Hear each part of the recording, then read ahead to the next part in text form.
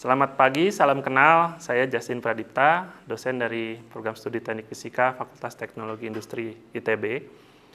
Pada kesempatan ini saya akan menyampaikan sebuah video perkenalan sebuah mata kuliah yang saya ampu selama 3 tahun terakhir, yaitu TF 3213 Sistem Penyimpan Energi.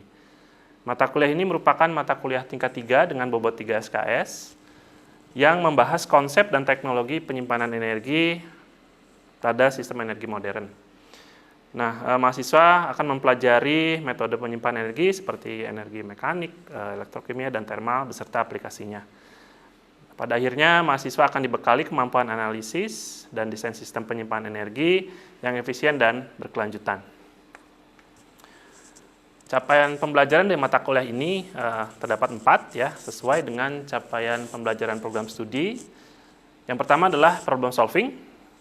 Pada problem solving sendiri terdapat 2 capaian pembelajaran mata kuliah. Yang pertama adalah pemodelan masalah teknis, kemudian diikuti dengan pencarian solusi atas permasalahan teknis sistem penyimpanan energi. Di bagian CPL 2 Engineering Design terdapat sebuah CPMK untuk identifikasi kebutuhan pengguna serta perumusan spesifikasi sistem penyimpanan energi. Pada CPL 3 Communication terdapat indikator untuk membuat dokumen atau media dengan menggunakan alat bantu yang tepat. Dan yang terakhir adalah CPL 7 Learning, di mana mahasiswa diharapkan dapat mencari, merangkum, dan mengkompilasi pengetahuan dari berbagai sumber tentang sistem penyimpanan energi. Adapun pokok bahasan selama 15 pekan ke depan yang akan disampaikan dengan berbagai metode, baik itu ceramah, diskusi, ataupun case study.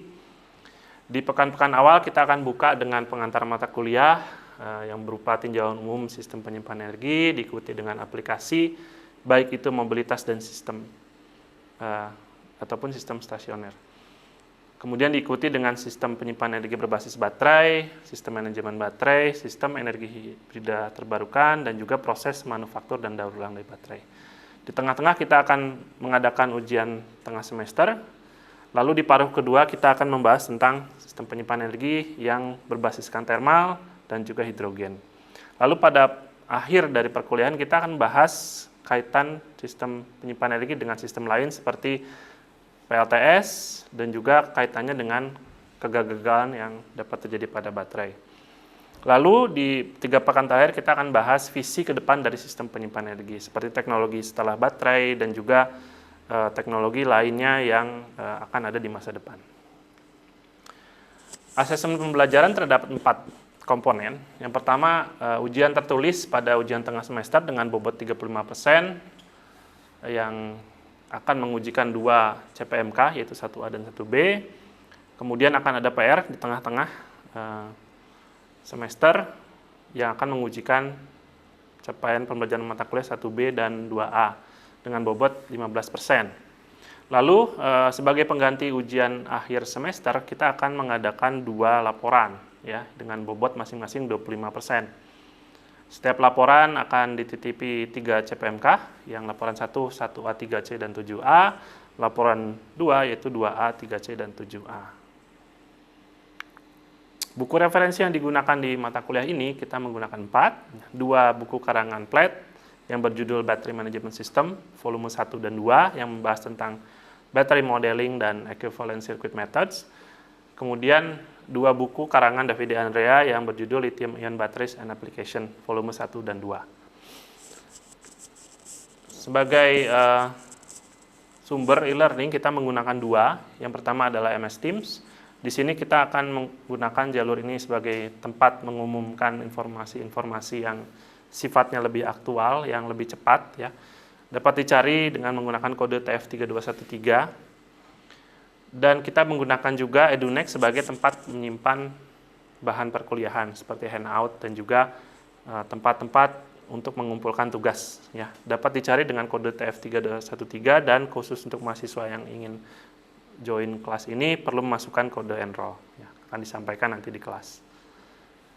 Demikian yang saya bisa sampaikan di pembukaan mata kuliah ini. Nanti akan saya tampilkan contoh pertemuan perkuliahan sistem penyimpanan energi. Demikian, terima kasih. Assalamualaikum warahmatullahi wabarakatuh. Selamat siang, selamat datang kembali di kuliah sistem penyimpanan energi TF3213. Untuk pertemuan di siang hari ini kita akan bahas khusus tentang prinsip dasar baterai lithium ion ya. Ya, sebelum kita masuk ke kuliah, mohon untuk mengisi daftar hadir dahulu dengan men-scan kode yang ada di layar ya. Silakan isikan di beberapa saat ini sebelum nanti kodenya dikunci ya. Oke, cukup? Ya, kita lanjutkan. Ya, pada pertemuan ini kita akan bahas khusus tentang prinsip dasar baterai lithium ion ya. Capaiannya nanti Anda setelah mengikuti sesi kali ini akan mampu menjelaskan prinsip kerja baterai lithium ion berdasarkan reaksi elektrokimia serta menganalisis struktur dan karakteristik kinerja baterai. Indikatornya adalah nanti Anda dapat menggambarkan reaksi kimia yang terjadi pada anoda dan katoda selama siklus charge-discharge, dan juga dapat menjelaskan peran komponen utama dalam baterai lithium ion, baik untuk anoda, katoda, elektrolit, dan separator. Dan Anda akan mampu menganalisis grafik karakteristik baterai seperti kurva tegangan, kurva efisiensi, dan degradasi umur pakai. Ya, gitu. Ya, sebelum kita masuk ke inti bahasan, saya akan menyampaikan sebuah motivasi ya mengapa kita memerlukan sistem baterai penyimpanan energi. Kita akan meninjau regulasi yang diterbitkan oleh Kementerian SDM mengenai rencana penambahan energi selama 50 tahun ke depan. Ya, dapat dilihat ini merupakan beberapa sumber energi yang dicita-citakan memiliki bauran energi terbarukan yang cukup besar. Dapat dilihat dengan warna kuning yang ada di plot. Cukup besar ya. Artinya kita ketahui ya bahwa pembangkit listrik tenaga surya itu memiliki karakter yang dinamik ya, yang bergantung sekali dengan kondisi cuaca. Pemerintah sudah mengetahui hal tersebut sehingga mencanangkan juga penambahan yang disebut dengan BESS atau Battery Energy Storage System. Dapat dilihat di plot, penambahannya itu cukup signifikan ya, yang warna ungu ini. Ya, dari situ dapat dilihat bahwa di masa depan akan banyak dibutuhkan SDM yang mengerti tentang sistem baterai penyimpanan energi. Ya. Jadi kuliah ini kita akan membahas tren masa kini dan juga kedepannya bagaimana tentang sistem baterai penyimpan energi. Nah, kemudian kita juga perlu mengetahui ya beberapa jenis pembangkit listrik dengan berbagai sumber yang ada di jaringan listrik kita saat ini. Nah, di sini ditampilkan beberapa jenis pembangkit listrik, baik itu yang terbarukan dan juga yang tidak, dan sebuah nilai yang disebut dengan capacity factor. Ya, capacity factor itu artinya kemampuan pembangkit tersebut untuk menghasilkan energi dibagi dengan apa yang kapasitas maksimalnya ya. Jadi dapat dilihat aktual dibagi dengan kapasitas maksimal dikalikan jam. Jadi kalau dilihat nilai yang besar artinya pembangkit tersebut mampu membangkitkan energi yang mencapai puncak selama mungkin ya. Sedangkan kebalikannya artinya pembangkit tersebut ya seringkali tidak bisa menghasilkan maksimal akibat berbagai faktor. Sebagai contoh, kita dapat lihat yang paling besar adalah pembangkit listrik tenaga nuklir. Ini artinya PLTN mampu menghasilkan energi yang terus-menerus tinggi ya, sesuai dengan kapasitas nominalnya. Ya, karena memang seperti diketahui nuklir ya dia bahan bakarnya berada di PLTN-nya sendiri ya, tidak bergantung pada sumber lain. Ekstrim lainnya itu adalah PLTS ya, karena pembangkit listrik tenaga surya hanya bergantung pada sinar surya. Ya. Jadi kalau ada tutupan awan atau kondisi cuaca yang buruk, maka pembangkitannya akan rendah. Ya, seperti ditampilkan di plot sini ya. Ini jika sinar matahari baik ya dia akan selalu menghasilkan. Ini pun dapat dilihat ya, dia hanya membangkitkan di siang hari. Nah, kalau kondisinya berawan ya maka dia akan naik turun ya.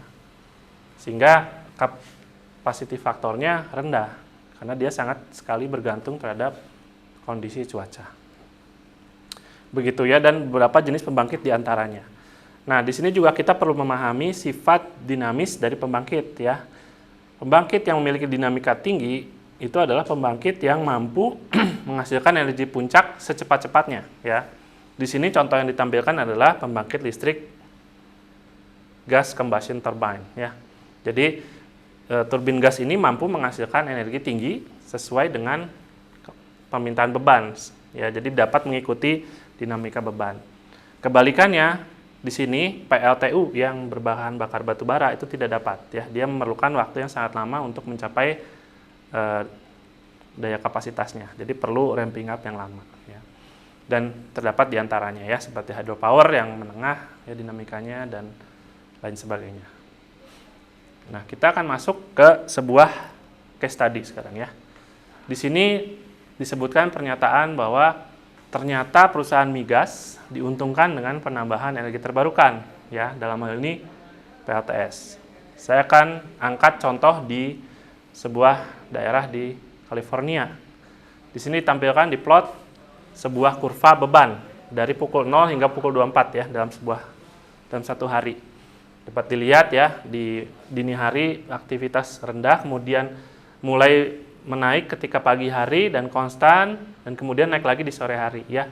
Ini tipikal bagaimana seseorang melaksanakan harinya ya. Jadi ini masih tidur, mulai aktivitas, kemudian kembali ke rumah ya, beraktivitas di rumah sehingga kebutuhan energinya naik ya.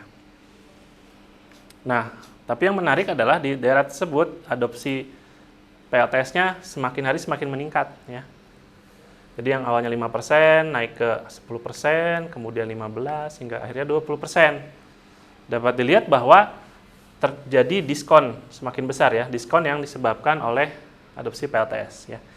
Yang sebelumnya disuplai dari grid, dari pembangkit listrik yang dimiliki oleh utilitas, sekarang dapat disuplai sendiri oleh yang punya rumah gitu ya. Sehingga terjadi diskon yang cukup jauh di siang hari. Ini adalah ya sesuai dengan kurva pembangkitan PLTS gitu ya. Gitu. Nah, sampai di sini kira-kira bisa diikuti kah? Ingin bertanya, Pak? Oke, silakan. Ya, lalu bagaimana dari sistem baterai ini dia dapat mengatasi permasalahan daftar tersebut? Oke, pertanyaan yang bagus ya. Jadi sekarang relevansinya dengan kuliah ini apa ya? Jadi bayangkan bahwa diskon pembangkitan di sini ya, itu bisa kita capture ya, bisa kita tangkap. Ya. Karena saat ini kan yang terjadi adalah dia hanya mengurangi beban, gitu ya. Tetapi ini merupakan sebuah fenomena yang sebenarnya kurang diinginkan oleh pengelola jaringan ya, karena di sini timbul sebuah lonjakan beban yang tinggi ya. Nah, dengan adanya sistem baterai penyimpan energi, kita bisa mengambil delta ini ya, kita simpan ke baterai kita, kemudian kita manfaatkan untuk mengurangi beban di malam hari gitu ya, hingga idealnya nanti kurva beban itu datar ya. Begitu kira-kira ya, mudah-mudahan menjelaskan ya. Nanti kita coba lihat statement ini mengenai bagaimana sebenarnya keuntungan dari perusahaan migas ya. Nah, seperti yang dijelaskan sebelumnya, pembangkit listrik itu memiliki karakter macam-macam ya. Nah, pembangkit listrik memiliki karakter kemampuan mengikuti beban secara dinamis seperti ini, itu adalah yang berjenis turbin gas ya. Jadi dengan demikian perusahaan yang menjual gas ke pengelola jaringan pasti akan diuntungkan ya. Karena ya kurva seperti ini hanya bisa diikuti oleh turbin gas ya. Begitu. Nah, cita-citanya kita ingin menjawab pertanyaan-pertanyaan ini dengan adanya sistem baterai penyimpan energi ya. Pertama, kita menghadapi masalah spasial. Yang kedua, kita spasial dan temporal ya. Ketidakcocokan temporal itu artinya kalau kita menggunakan PLTS, energi itu dibangkitkan siang hari ya. Tapi seringkali kebutuhan kita malah di malam hari ya. Dengan adanya energi storage system, kita dapat memindahkan energi yang tadinya di siang pindah ke malam gitu ya. Jadi ketidakcocokan temporal kita bisa atasi. Dan berikutnya adalah ketidakcocokan spasial. Jadi seringkali ya biasanya pembangkitan itu terpusat di suatu lokasi. Kalau penggunaannya itu rumah atau yang disebut dengan stasioner ya, kita bisa gunakan jaringan transmisi ya, kita gunakan tiang listrik, kabel. Tidak masalah. Tetapi kalau kita gunakan untuk kendaraan itu ya tidak terhubung ke jaringan ya, sehingga kita perlukan sebuah sistem baterai penyimpan energi agar kendaraannya bisa berfungsi gitu ya. Kalau kita lihat lebih spesifiknya ya, di sini dapat dilihat beberapa aplikasi sistem baterai penyimpan energi. Tadi sudah dicontohkan mengenai hubungannya dengan kurva bebek ya. Kita ingin memindahkan pembangkitan di siang hari ke malam hari agar pada akhirnya kurvanya menjadi datar ya. Itu disebut dengan load shifting ya. Bisa dibilang ya, kita pindahkan ke waktu yang seharusnya. Selain itu, kita juga bisa gunakan sistem baterai penyimpan energi layaknya sebuah filter. Itu yang disebut dengan renewable firming dan grid stabilization. Karena kalau kita memiliki pembangkitan yang berfluktuasi, tanpa adanya buffer baterai, kita akan mengalami ya penurunan kualitas daya. Ya, itu akan mengganggu perangkat listrik kita yang ada di rumah. Ya. Dengan adanya baterai, maka pembangkitan bisa lebih baik dan kualitas daya juga meningkat. Begitu. Nah, sekarang saya mau nanya kembali ke Anda ya. Kira-kira untuk meningkatkan kualitas daya, jenis penyimpan energi apakah yang paling baik ya? Dapat diamati dari sumber mendatarnya. Di sini dapat dilihat orde jam, orde menit, dan orde detik. Nah, kira-kira kalau ingin meningkatkan kualitas daya, jenis penyimpan energi apakah yang baik? Kira-kira ada yang bisa menanggapi? Jenis apa? Mekanikal kah? Thermal kah? Atau elektromekanik? Atau elektrokimia? Atau kapasitor? Silakan yang di depan. Kalau dari pilihan tadi sih lebih ke kapasitor kalau dari pendapat saya. Karena bisa dilihat orde kapasitor tuh lebih paling cepat dibanding beberapa pemilihan lain. Nanti pengaruhnya tadi ke filtering grid frekuensi sih. Oke. Iya, betul. Ya, tepat sekali jawabannya ya. Jadi untuk mengatasi disrupsi ya atau gangguan dengan frekuensi tinggi seperti ini, itu diperlukan sistem penyimpan energi yang juga orde-nya cepat ya, di bawah detik ya, mengatasi fluktuasi tinggi. Sehingga memang yang paling cocok adalah kapasitor. Kebalikannya kalau ingin melakukan load shifting atau ya seperti ini ya, power adding itu merupakan sistem penyimpan energi yang orde waktunya lambat ya.